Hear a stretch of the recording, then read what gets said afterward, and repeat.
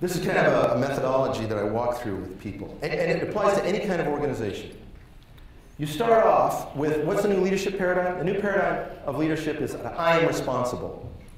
What am I responsible for? Every decision I make, the downstream impact of every decision I make. And because of my responsibility as a leader, I've got to think about people, planet, and profit. So I'm going to think in that context from now on. That's the first thing. Very different than our traditional business school model. The second thing that we need is this new business model. A way to get all our people thinking. So we're going to think good first and gain as an outcome, rather than gain first and good with what's left over. So let's try that. So we actually conduct workshops based on this model. But gosh, people are still kind of stuck in, you know, it sounds like church at work. It's not, gosh, it's just not that. We needed something else. So we developed an innovation framework. That is very exciting. And the innovation framework says this. How can I create benefits for people and the planet in the marketplace, the workplace, and community? In other words, let me think more broadly all the time, because that's going to affect our employee, our talent development. It's also going to affect our brand. So let's think about how we can apply these three things across those three areas. And then let's do three things. So we have these round-robin brainstorming tournaments. And the first one is, what can we do to invite more customers or consumers to interact with our brand or product? And the way we invite them is we have to lower the time and cost for them to interact with us. Because if we can do that, we'll think of things in a new way.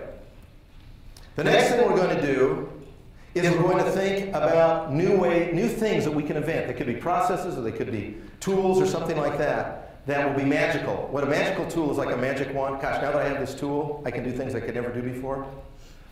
The third thing we're going to do is idealize. That is, we're going to take all the nasty aspects out of this industry, out of our offering.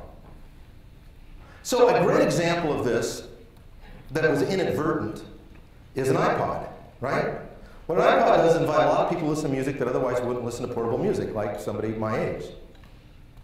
You know, so they sell 100 million iPods. Not because the core user that used to carry around those disc players. I live at the beach and used to have a guy who carried one on his arm, and he used to try to pick up girls because he looked really cool with his arm. He was like your robo buddy. Well, what I'm pointing out here is there was a small group of people that listened to portable music when it was playing on a CD on one of those Discmans. So what Apple figured out to do is, how do we invite a whole bunch of people who otherwise wouldn't listen to music, listen to an iPod? The second thing is, we've got to invent a way for people to legally download music that's really easy, because back then you could only rip it down illegally. And we're going to idealize this whole process by making it really easy to get, and you don't have to get in your car and waste time, money, gas, and so on to go to a record store and get the stuff. So that's an example in a commercial world. But right now we're working on a really exciting project with Johnson & Johnson. There's about 3% of the total amount of money spent on healthcare in this country that's spent on prevention. And Johnson & Johnson's about an $80 billion company, and they make medical devices, they make pharmaceuticals, and they make Band-Aids and baby care, right? And what they decided in the past year is that they wanted to start a new division that put the other divisions out of business. Now that's a radical statement. They don't really say that. But they want to figure out, how can we make wellness sustainable?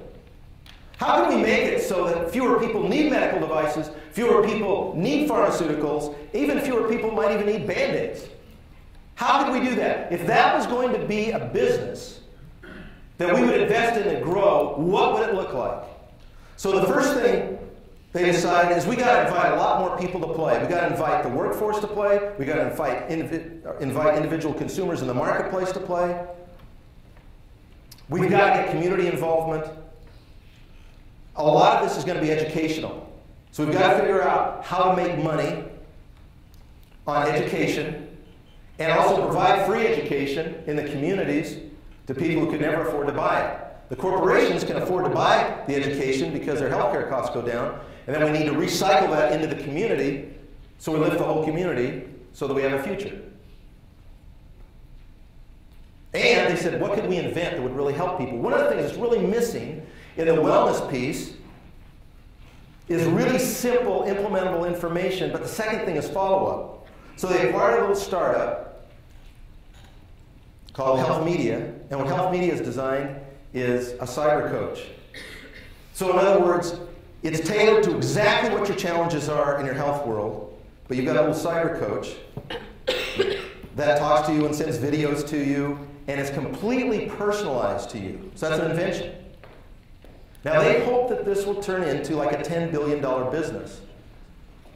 That's a $10 billion business in the next 5 years. So there are companies doing this.